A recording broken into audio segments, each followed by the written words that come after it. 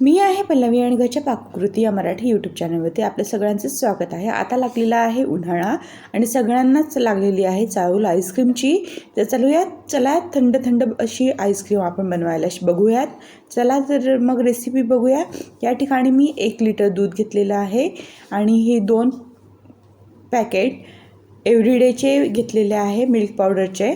या ठिकाणी हे स्पूनचं मेजरमेंट आहे। 3 टेबलस्पून घेतलेली आहे कॉर्नफ्लोअर पावडर। ही कॉर्नफ्लोअर पावडर आहे 3 टेबलस्पून घ्यायची आहे। 1 लिटरला हे परफेक्ट मेजरमेंट आहे। आणि या ठिकाणी घेतलेला आहे मिल्क आणि शुगर पण घ्यायची आहे। शुगर मी तुम्हाला दाखवायची राहिली। अर्धा कप शुगर घ्यायची आहे। या ठिकाणी टाकून द्यायची आहे दूध मिल्क पावडर। थंड दुधामध्ये टाकायची आहे सगळं, गरम दुधामध्ये टाकायची नाही आहे। गरम दुधामध्ये टाकल्यास त्याच्या गुठळ्या होतात। आणि या ठिकाणी आपण टाकलेली आहे मिल्क पावडर, या ठिकाणी टाकून द्यायची आहे। या ठिकाणी आपण घेतलेली आहे हे दुसरं पॅकेट आहे, दुसरं पॅकेटही टाकून द्यायचं आहे मिल्क पावडरचं। या ठिकाणी टाकलेली आहे साखर अर्धा कप घेतलेली आहे। या ठिकाणी घेतलेली आहे कॉर्नफ्लोअर पावडर टाकून द्यायची आहे। सगळे जिन्नस आपल्याला थंड दुधातच टाकायचे आहे। गरम दुधामध्ये टाकल्यास त्या सगळ्यांच्या गुठळ्या होतात आणि त्या मोडता येत नाही आणि मग ते जेव्हा आपण आईस्क्रीम खातो तेव्हा ते बाईट्स आपल्या तोंडामध्ये येतात आणि ते पावडर लागते आणि ते अजिबात चांगलं लागत नाही। आता हे विस्काच्या सहाय्याने आपल्याला छान असं दुधामध्ये मिक्स करून घ्यायचं आहे। या ठिकाणी आपण बघत आहोत छान असं मिक्स करून घ्यायचं आहे आणि छान असं मिक्स झाल्यानंतरच गॅसची फ्लेम ऑन करायची आहे आपल्याला। आता या गॅसच्या हाय फ्लेमवरती आपल्याला ठेवायचं आहे आणि हाय फ्लेमवरतीच आपल्याला हे हलवत राहायचं आहे। हलवणं अजिबात सोडायचं नाही आहे जोपर्यंत हे वरती येत नाही। आपण जसं दूध तापवतो त्या पद्धतीने याला तापवायचं आहे आणि जोपर्यंत हे वरती येत नाही तोपर्यंत याला हलवत राहायचं आहे। हलवणं सोडलं तर त्याच्या गुठळ्या त्या खाली लागून जातात आणि ते आईस्क्रीम खायला अजिबात चांगले लागत नाही, कळसाट लागतं खायला। या ठिकाणी व्हिप क्रीम घेतलेली आहे। व्हिप क्रीम आपण व्हिप करत आहोत।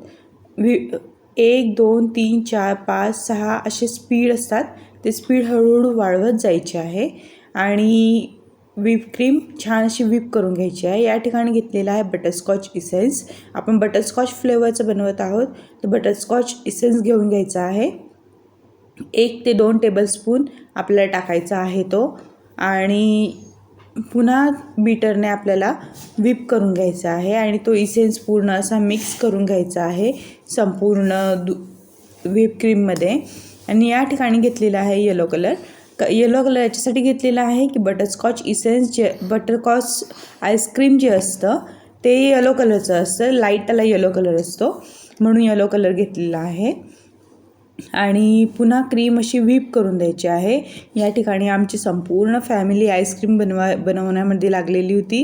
ते या ठिकाणी माझे मिस्टर आहेत, तर ते क्रीम व्हिप करत होते आणि माझी मुलंही माझी हेल्प करत होते आईस्क्रीम बनवायला। तर या ठिकाणी आपली क्रीम जी आहे ती छान अशी व्हिप झालेली आहे आणि हे जे बॅटर आहे हे पूर्णपणे आपल्याला थंडगार करून घ्यायचं आहे।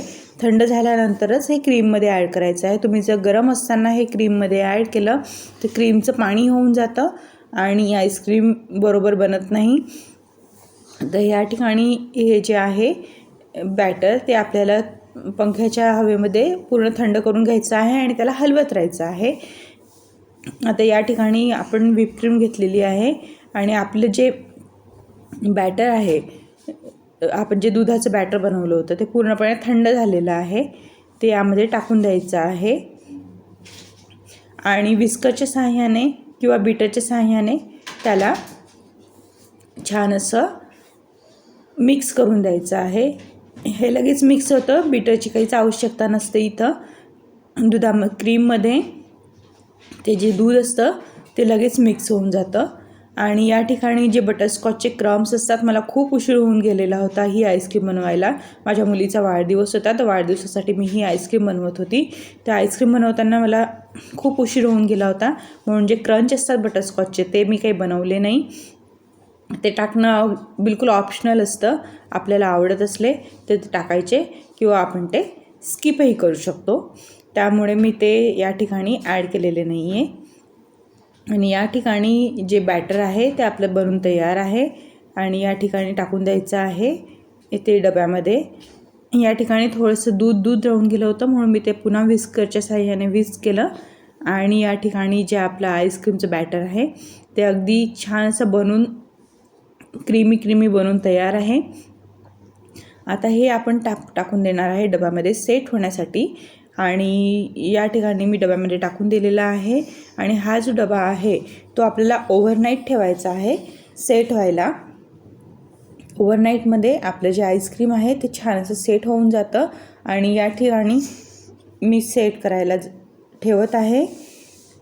या ठिकाणी मी जे आईस्क्रीम आहे ते संपूर्ण बॅटर टाकून दिलेलं आहे डब्यामध्ये. आणि बॅटर माझं जास्त होतं तर माझे 3 डबे भरले होते. मी तुम्हाला एकच डबा दाखवत आहे.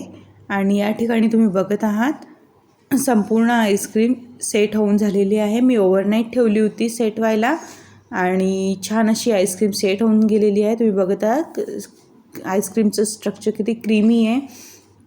अशीच तुम्हीही आईस्क्रीम घरी बनवू शकतात. माझी रेसिपी फॉलो करा. माझ्या चॅनलवरती बाकीच्या रेसिपीज आहेत त्या पण फॉलो करा. मला सपोर्ट करा.